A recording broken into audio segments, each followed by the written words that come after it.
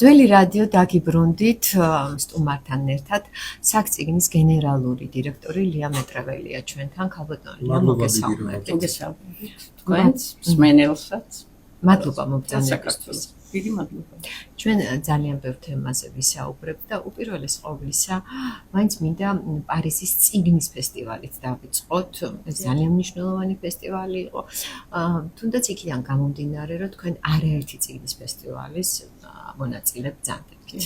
აგრეთვე ძალიან შთაბეჭდავი იყო, რომ ყველა ფესტივალის მონაწილე აქტუალების გარდა მნიშვნელობაზეც საუბრობს.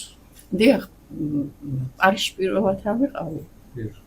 მეორედ უკვე მივიღე მონაწილეობა ამ გრანდიოზულ ახლა უკვე გრანდიოზულ ფესტივალზე, იმიტომ რომ საქართველოს იყო სტუმარი ქვეყანა და ძალიან საპატიო სტუმარი 200 კვადრატული მეტრი ჰქონდა პარიზის ამ უშველებელ სივრცეში საგამოფენო ულამაზესი გრან პალეში არის ძალიან ლამაზი შენობა 52 გამომცემელი ქვეყნიდან იღებდა გამომცემელი მონაწილეობას. ჩვენი იყო უშველებელი სივრცე, დათმობილი ჰქონდა დიდი დარბაზები, აგურა ეს არის ძალიან პრესტიჟული დარბაზი ჩვენი მწერლებისთვის, წარდგენისთვის, ჩვენი მწერლების წარდგენისთვის, წიგნების წარდგენისთვის და ეიფელი ასე ქვია ერთ დარბაზს, რამდენიმე მნიშვნელოვანი დარბაზი. ქუჩაში რომ გამოხვიდოთ ჩვენი, აი როგორც გახსოვთ ფრანკფურტში რო ჩატარდა 2019 წელს დაახლოებით ასეთი სტილისა იყო. ესეც რა თქმა უნდა სახელმწიფომ დააფინანსა, კულტურის სამინისტრო იყო ამისი ხელმძღვანელი, მწერალთა სახლი, ჩვენი შემკრები და ორგანიზატორი მწერლების და გამომცემლების და პატრონი იქ და ჩვენი წარმდგენი საერთოდ იქ კეთილ დუბაძე და ჩინა რუხაძე პირველ დღეს გახსნაზე მოვიდა ელჩი ლამის მთელი საფრანგეთი მოვიდა. იყო ძალიან ლამაზი გახსნა, ჩვენ ძალიან წარმომადგენლობით დელეგაციით ვიყავით და მე ბედნიერი ვარ, რომ მივიღე მონაწილეობა ამ ფესტივალში.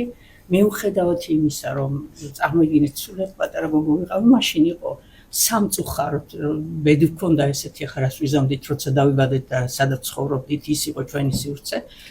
მოსკოვში იმართებოდა ხოლმე ფესტივალები. საბჭოთა ქვეყნები და ერთი-ორი საბჭოთა კავშირში შემომავალი ქვეყნები იღებდნენ მონაწილეობას. სოცფანაკიკა.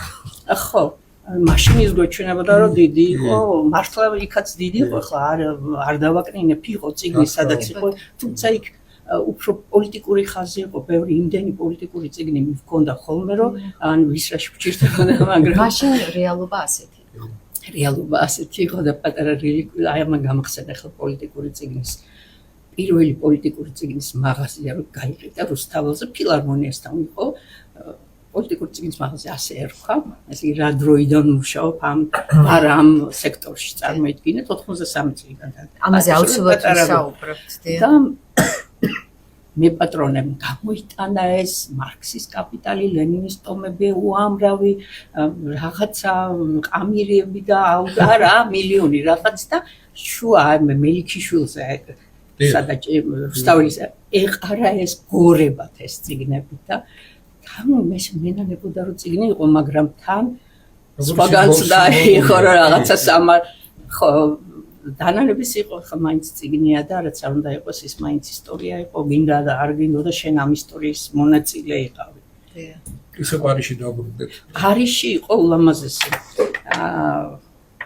ძალიან კარგი მწერლები ქალები გადასარევი ქალები იყვნენ 12 ქალი ითარგმნა ფრანგულად აქედან რამდენიმე მიიღო მონაწილეობა და ძალიან ლამაზ დარბაზში გაიმართა წარდგენა ფილმების წარდგენაც იყო ნინო ხოფერიას ფილმი კიდევ მე თვითონ წარვადგინე 4 სხვადასხვა დროს გამოცემული ვეფხის ტყაოსანი ვერ წარმოიდგინეთ რა ამაყი ვიყავი სხვათა შორის ამაში ძალიან მომეხმარა ვეფხის ტყაოსნის კოლექციების მეპატრონე შემგროვებელი და ამ საქმეზე გადაგებული კაცი გურამ ახალაიას რა ვთქვა არ შეიძლება ძალიან ისე აი გამოწვლილივით ხან ფირი გამომიგზავნა ხან ეს მომამზადა თვითონაც ახლა მე რა თქმა უნდა წიგნის მეტი რა ვიცი არაფერი მიკეთებია სხვა მაგრამ კიდე ვინც თვითონ უშუალოდ დღე და ღამე ამ საქმეს აკეთებს ის რომ მოგეხმარება ის კიდე სხვა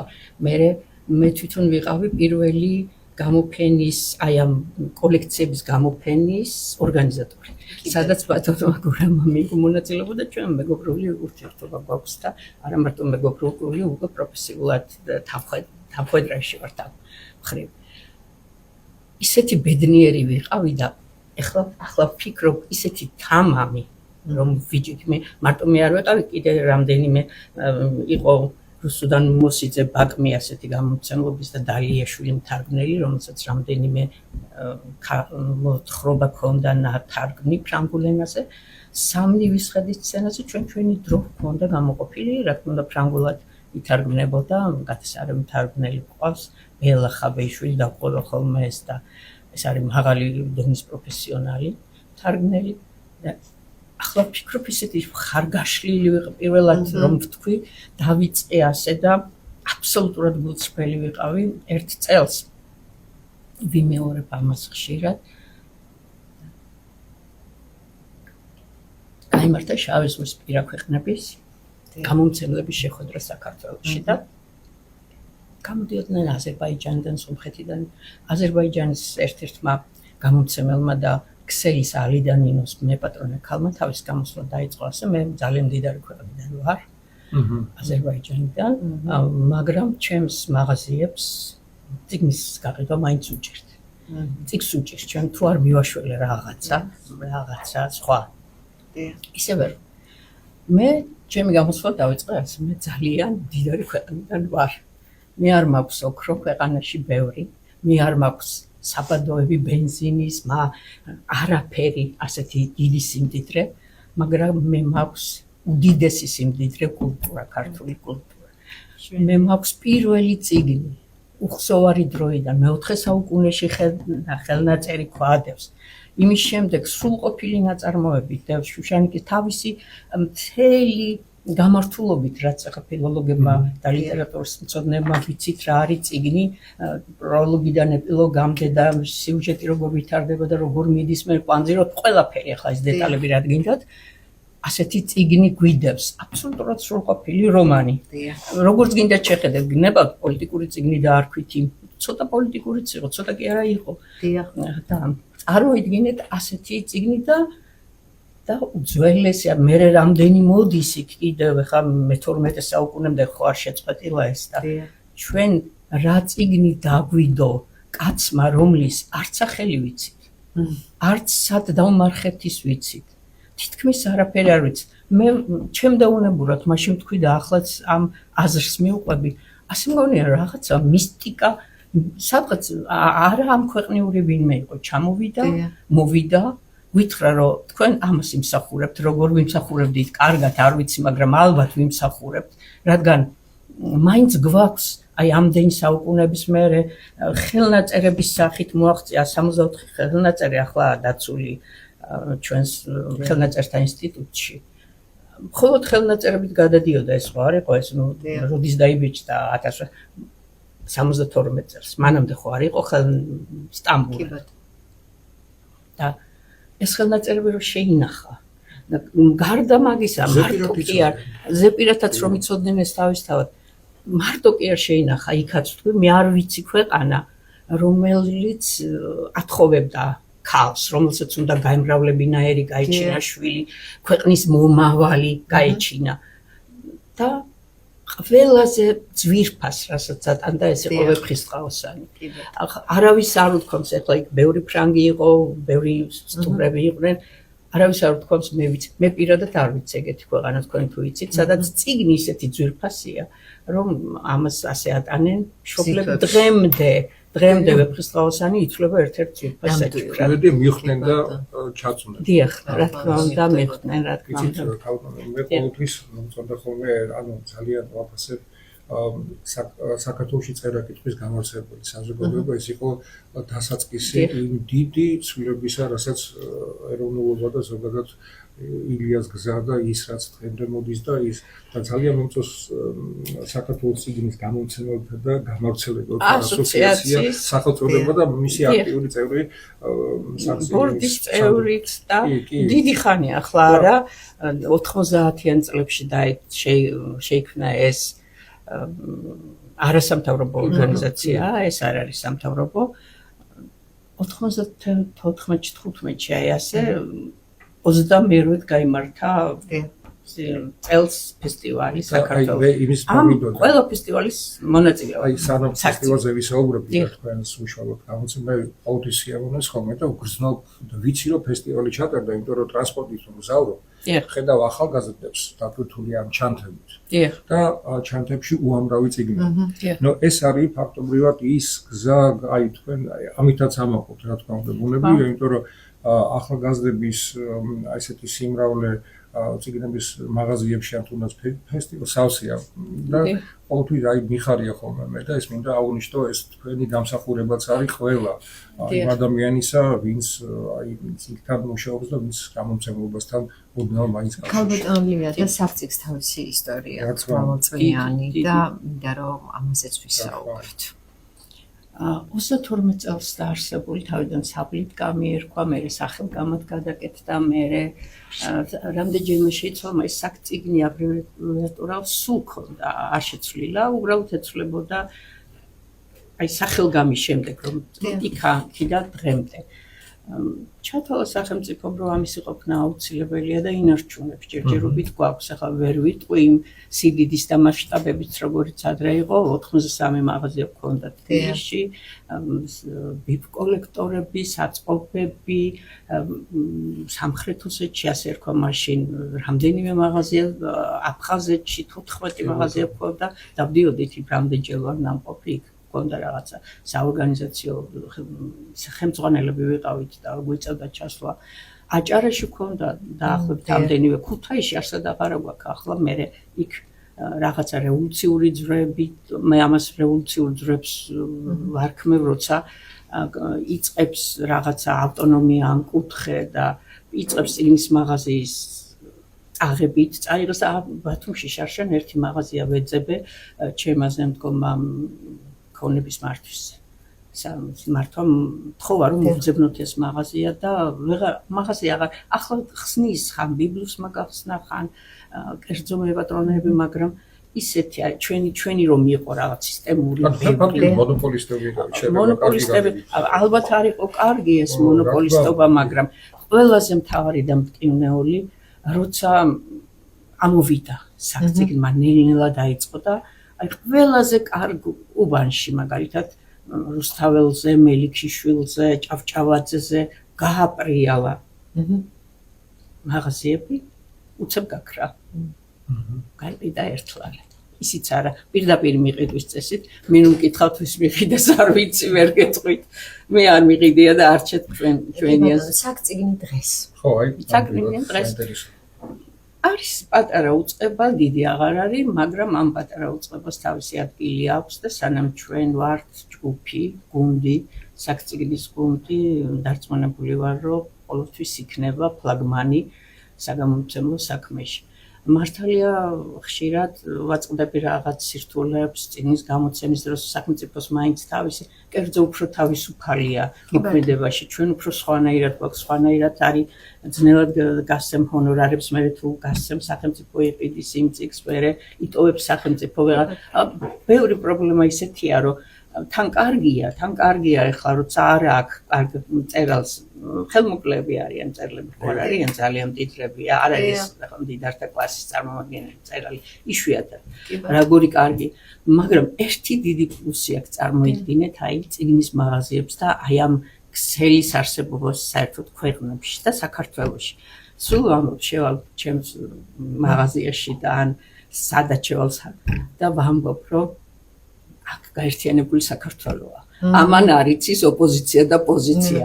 აგდევს ესეც, აგდევს პოლიტიკური რომანიც, აგდევს ოპოზიციური ყველა. აგდევს სალომე ზურაბიშვილი, აგდევს შევარდნაძე, აგდევს სააკაშვილის მეუღლეს ანდრე რაგვარი აღარ მახსოვს, რულოვსი ხო. და ასე რომ არცნობს ეს იმ პოლიტიკურ დაჯგუფებებს აი ეს სისტემა არცნობს იგდევს ბრჭულაძე იგდევს შათირიშვილი ყველა ამის მომთხოვნიც არის ამისიც ამის მსურველიც ამის მე მინდა დავუბრუნდე ეგრეთ წოდებულ არქივებს ადამიანებს რომელთა ფართო მასისთვის გაცნობა ვფიქრობ აუცილებელია.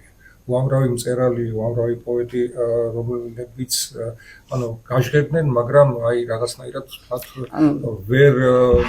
ვერ მიაღწიეს აი ფართო მასაცუდი სიტყვა, მაგრამ აი უფრო ზუსტად დავიწყებ. ამ რამდენიმე ხნის წინ ერთ-ერთ ტელევიზიაში ვიყავი ერთ ავტორთან ერთად და იქ წავიღე 4-ტომეული ერთი მწერლის ოტეპაჩკორია ასეთი. შეგნებულად წავიღე, იმიტომ რომ ოტეპაჩკორიას მემკვიდრე ყავს, მაგრამ დავიწყებულია. იქ გამოიცა ეს 4-ტომეული, მაგრამ აი ახალგაზრდა მოდის და კითხულობს რაღაცა წიგნებს იმას ხარატიშვილი ეს ყველას. აი ესენი თამაზ ბიბილური მაქვს. თამაზ ბიბილური უძვირფასესი დევს და აღარ უნდათ მომალებანიძე. არ ვიცი გახსოვთ თუ არა რა ამბავი იყო მომალებანიძის ხო ოღონდაც ის კრებული და მართლა ღირებული რაც არის. მე სულ ვცდილობ რომ ესენი გავაცოცხლო. ვცდილობ და სადაც მივდივარ ყოველთვის ვამბობ რომ როგორ შეიძლება აი ასე დაგინახავთ თქვენ და ახლობლებს და ესე კარგად რომ შეგხვდებიან პროფესიონალები არიან, კარგები არიან და ოტეპაჩკორიას ერთი წიგნის ერთი თავია მოყვასი ჩემი. იქა მოყვასი ხართ ჩემი. მეუბნები ყველას. იქიდან ვსასრულობ. უკვე ჩემია ისიც რაც დაწერ. მისი აღარ არის ჩემიც არის უკვე და თავისუფლად ვამბობ რომ ვისაც უყვარს ეს საქმე, ვისაც უყვარს წიგნი, ვისაც ვალი აქვს იმის სხვათა შორის იმ ზალ სამადაშვილს აქვს ერთი მოთხრობა. ის მოთხრობა მთელი აი ხო ვამბობ პოზიცია ოპოზიცია არ არსებობს აქ.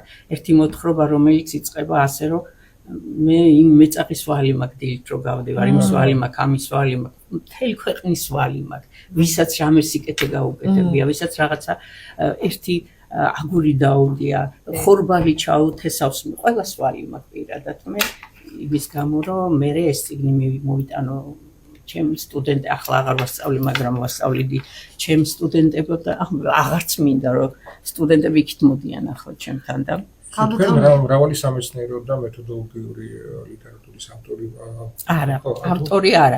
ისე თავში სულ მქონდა. მაგრამ ავტორი გადაყოლილი. ბატონო, თქვენს კრებულს რაც შეეხება, არა, მე კრებული არა მაქვს თვითონ. არა მაქვს, იმიტომ რომ მე მწერალი არა ვარ, მე უბრალოდ გაფანტული ვარ რამდენიმე რაღაცა. ლექსების ავტორი. პერიოდულ ლად ვიბეჭდები ხანსად ჯერ მაგისტრის სითამამე არ მოუწია მეც რო კრებული გავაკეთე ალბათ წაგვიკითხავთ თქვენს ლექსებს, მაგრამ მანამდე მინდა თანამედროვე მკითხველზე გკითხოთ, იმ თქვენ წლების განმავლობაში ხელმძღვანელობთ წიგნს და ვინ თუ არა თქვენ უფრო ყველაზე კარგად იცით რა ხდება დღეს, დაუბრუნდა თუ არა ახალგაზრდობა და ზოგადად მკითხველი წიგნს, იმიტომ რომ იყო პერიოდი, მოდით ისე ჩავარდნის პერიოდი დავარქვათ, როდესაც წიგნს დაშორდა მკითხველი. აი ეხლა რა მდგომარეობაა? არა, აი როგორც თქვენ ბლანეთ განსაკუთრებულ ასეთ დღეებში იცი, რომ არც ისე ცუდად არის საქმე ქვეყანაში. ხო, ხედავ, მოდის მაგალითად ახალგაზრდა გოგო. აი იცნობთ თქვენი ხშირად არის თქვენთან სტუმრად ცირა ოქროპირიძე. მისი შვილი, ბარბარე, მაჭარაშვილი, ცირა გამაცნო ბარბარე. აი ეს ულამაზესი გოგო. სკოლაში სწავლობდა. პირველად რომ მოვიდა, რასაც ხელი მოკიდა წიგნს, ისეთი გემოვნებიან. ის კი არ იყო მდარე ხარისხის ლიტერატურა და ყველა რო კითხულობა რაღაც ყვითელი არ. ის იყო მაღალი დონის ლიტერატურა. და ვინც მოიყვანა მე მოყვებოდნენ მეგობრები ისინი. მოდიან ისეთებიც მაგალითად ერთი კარგი ბიჭი, ძალიან კარგი ბიჭი. ეს არ ვიტყვი ხა სასწავლობს და როგორ არ არის საჭირო. ის შოთა რუსთაველი არ გამაგონა, მაგაზე ყველა დავკარგეთ რომ შვილო ვინ გასწავლიდა ვეუბნები.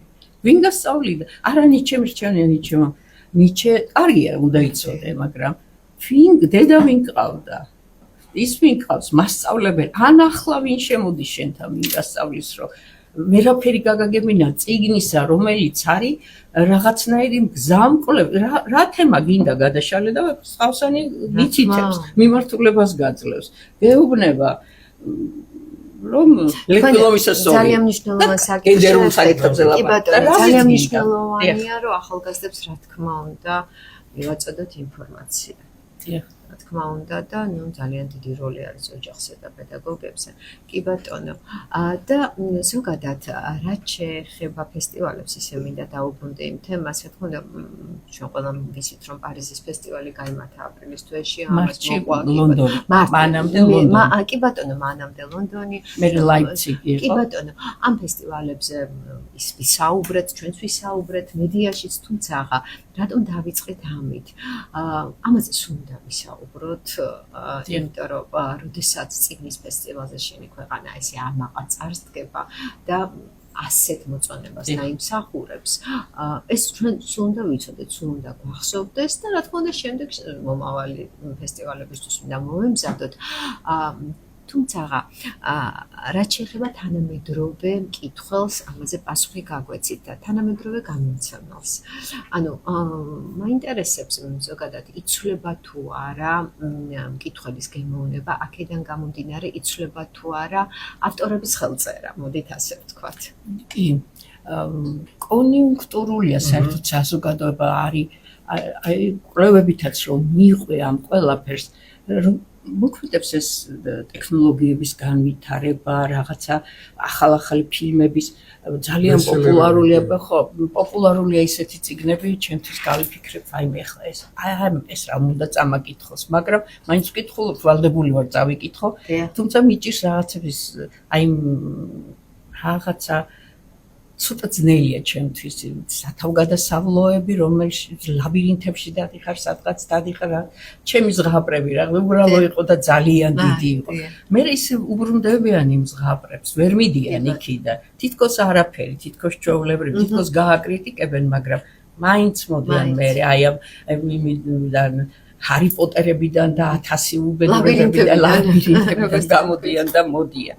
ასეა იცვლება, არც შეიძლება იყოს ჩემი შვილიშვილი ცხოვრობს ციურიხში, შვილი ჩემი ჟურნალისტების ოჯახი მქონდა, ქმარი ცნობილი ჟურნალისტი იყო, შვილი ციურიხის უნივერსიტეტში ჟურნალისტია პროფესიით, დოქტორია და შვილიშვილი არის 16 წლის და სულ მელოდება რომ ჩავდივარ და რაღაცა წიგნზე ამ ცოტა ხნის წინ სექტემბერში იმის მერე ავყოფილ ვარ, გასული წლის თვითონ ჩამოდიან გავიარეთ წიგნის მაღაზიაში შევდივართ ხოლმე და გავიარეთ და ეს რა არის ბებო ვეკითხები აი ეს წიგნი და მაგ შენ არ წაიკითხავ ლია მეუბნება იმანაც იცის უკვე მე რას წავიკითხავ მე ვცდილობ რომ აი როგორც ახლა ჩემ შვილიშვილს ვეუბნები რომ ბებო წაკითხავს გილგამეშიანი იცი არა მითხრა მოდი რა დავსხდეთ ახლა მე და შენ და წავიკითხო წაიკითხე მეორე დღეს აბარა თარგმნელები კლასიკო როგორები ჩემს ახალგაზრდობაში რომ ასეთი ლიტერატურა ამ დონეზე ყოფილიყო ჩემზე ახლა არ იქნებოდა არავინ ახლა ჩემი კითხვის ხარისხი ცოტა დაბალია უკვე ხან სათვალე გჭირდება ხან კარგად ღამე ვეღარ კითხულობ 5 წიგნს ერთად კითხულობდი და ყველაფერს ვასწრებთ ახლაც ვასწრებ მაგრამ იმდეს ვერა და ამაზე წყდება გული თარგმნელები არაჩვეულებრივები ყავს არა მარტო თარგმნელები მწერლებიც საუბარმა ერთ თემას თემამდე მიგვიყვანა ანუ ერთია რომ ბევრს კითხულობ მაგრამ ძალიან მნიშვნელოვანია რას კითხულობ აუცილებლად აბარა და აი ეს გემოვნება ნინოს კითხვაშიც ეგეჟდეს ანუ ეს რა თქმა უნდა თანამედროვე მკითხველი იცვლება გემოვნებას გარკვეულწილად რაღაცას განიცდის ტრანსფორმაციას მაგრამ აი ის მაინც შავი და თეთრი რო გაარჩიო კარგი და ცუდი რო გაარჩიო აი ამას რა ან მასწავლებელი ან უნდა დაგხვდეს იმ სივრცეში ვინმე ვინც აი ცილაზე რომ ზარდ ეს ხო არ ამგონია რომ უნდა დაგხვდეს ეს შინაგანად მოდის რაღაცნაირად გადაგეცემა. არა. ასწავლა კიდეც ახლა მთლათისი არ არის, იქაც მე მახსოვს ჩვენ დროს ნავთქურებთან მიმქონდა სახლში წიგნი და ახალი წიგნის ფუფუნება მქონდა, როცა ავიღებდი და ხმამაღლა ვკითხულობდი. და ეს ხო სხვანაირად და ახლა მე ვთვლი რომ რაღაც დონეზე ჩემი გემოვნება რაღაც დონეზე არ იმ დონეზე რომ მე არ წავკითხო შვილს დაბალი კი ბატონო, ისეთ მახსოვს ჩემი ბავშვობა, ჩაგეჭერეთ საუბარში, როდესაც ჩემი მშობლები, დედაბები მაწვდიდნენ ლიტერატურას. აუცილებლად, საჭიროა. და შესაბამისად ჩემი გემოვნებაც ხანდახან ყველაფერი კარგად არ მთავრდება, ერთხელ მახსოვს შვილს ვუყვები გრინის ალისფერი ალქნებს. ახალგაზრდა ვარ, მეც და ბავშვი პატარაა და უყვები და ეს რომანტიკული ალისფერი ალქნები ასე. და მე უკვე გაიზარდა თვითონ და უკვე იქით ვეკითხებოდი რაღაცებს, რა წიგნია ახალი და ერთ დღეს მეუბნება ავიკითხე და შენ უფრო კარგად ყვებოდი, იმიტომ შეიძლება ასეთი რეაქციაც კი გამოიწვევს და ერთი პატარა ამბავი რო არ მოვყვე, აი როგორი თაობა ვიყავით. გაიხსნა საზღვრები და ნელ-ნელა შემოდის ახალი წიგნები, ისე რომ წაკითხვის უფლება ჩვენც კი არა გვაქვს ამ ხელა სისტემაში, ამ ხელა ორგანიზაციაში 1500 კაცი მუშაობდით და მარინა ცოტაევას წაკითხვის უფლება არ გვაქვს. ჩუმად ვკითხულობ და ხელში ჩამივარ და ყველაფერი ვიცი, ისე ვარ უაზარ ხანდახან ახლა ჩემი მეგობრები ცოტაევას მეძახიან, იმდენად ყველაფერი ვიცოდი. გიждდებოდი და ჩამივარ და რილკე და ცოტაევას მიმოწერებ და გავრბივარ დერეფნის ერთი ბოლოდან მეორეში ჩემი მეგობარი ფსიქოლოგი გოგო ინგა კუბლაშვილის ის ერთ დიდ ოთახში, ძალიან დიდ ოთახში, სადაც რაიონული გაერთიანება ერქვა, ყველა რაიონის მაღაზიას დირექტორატი ეს იყო და ინგას და მერიცინცა და დირექტორს. ნუ მაგიდები ერთად ესე ზურგით. მე მგონია რომ ვეჩურჩულები ამ ჩემ მეგობარს, რაღაც წავიკითხავ, ემოცია იმდენად დიდია რომ ვერ ვითმენ გამოვარდები და ინგუშ ერთ შევარდნაზეც ვეუბნები რომ ინგუშ რას ფიქრობ ქალზე რომელიც კაცს წერს რილკეს წერს ეს რაღაცა ჩიტზე და მე ბუდესთან მიდის და ბოლოს უწერს რომ შენთან ძილი მინდა და ეს მერი დაიდგამდა და არაჩვეულებრივი ხალი იყო მერიცინცაცე პატარა კონიაკს ჩაის და მთელი დღე და მოწრფავდა ამას თან ჩაისვამდა და თან ამას ხელმძღვანელობდა და მე მგონია რომ ვეჩურჩულები რას ფიქრობ და აი ხედა მედიცინს ან მამან რამე მიპასუხა მოძი ყოფილარი ასეთი ალბათია ძალიან საინტერესო მოსაუბრე ძანდებით უბრალოდ საეთერო დრო იწურება და თქვენი ლექსი რომ წაგვიკითხოთ და ამით დავასრულოთ მოვასწრებ რომელი წავიკითხო მოვასწრებ ერთი ლექსი უნდა მოვასწროთ მე ვარ ძალიან ცუდი რა ვიცი რა წავიკითხო აბა გისმენთ ჩამოიარა დღემ ჩემს ჭიშკართან. გამარჯობა მითხრა და იქვე ნახვამდის მოაყოლა. ეს დღეა, როცა სუიციდი არ დამანებეს, ბებია ქალი ჭიპლარიდან უცებ ჩამომხსნის ფეხით დამკიდებს და ტირილსაც ამომაოხრებს. ეს დღეა, როცა მამა ჩემი ჩემს გმირობას გაითამაშებს თოქზე, თითებით ჩამომკიდებს და გამაქანებს. ძირს დანარცხების ტკივილიდან ტკივილითვე წამოდგომის მხრებში გამართვის ფტების სწორებით ბედსაც დამაწერს. იმ დღეს დიდდება მდინარეებიც წყალდიდობაშიც თავით ვეშვები ვივიწყებთ ცურვის უმკაცრეს წესებს და ამის გამო გურიე ტალღის მოტრიალე მრისხანებაში ლაყუჩებით ანკეს ვეგები ეს დღეა როცა ისე უმპოულობ საძებნელად გამოსული წყალდიდობის ამ შემზარავ სილამაზეში შენი ბაგით ჩემსას ატყები და ნაპირამდე ნეკნით მიმათრევ დიახ ეს დღეა სითამამე მაძლობს უფლებას და მეწოდვილი დედამიწას მუცლით ვატარებ ღმერთსაც დავბადებ მერე მოვდგები ვლოკავ თავისუფლების ბორკი ლანჯამებს ჩემი წილი სიყვარულის სამყაროდან გამოსახსნელად დაიწელება თითქოს ეს დღე თითქოს დღე იყო თითქოს არ იყო თითქოს ვიცოდი ჩამოივლიდა ჩემს ჭიშკართან ერთი სიზმართან გამარჯობას მეტყო და იქვე ნახვამდის მოაყოლებდა თითქოს ვიცოდი დიდი მადლობა ლია მეტრეველი იყო ჩვენ პირიქით დიდი მადლობა თქვენ